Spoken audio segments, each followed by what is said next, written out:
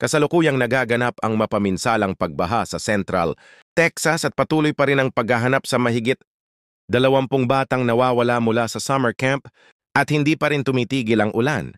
Maraming lugar sa Texas ang nakaranas ng flash flood noong July 4, ngunit ang mga lugar sa kahabaan ng Guadalupe River ang labis na naapektuhan dahil ang ilog ay umakyat ng 30 feet sa loob lamang ng isang oras. Sinabi ng mga opisyal na ang tubig ay bumaha sa mga nakapalibot na lugar ng napakabilis, kaya hindi sila nakapagbigay ng evacuation orders sa tamang oras.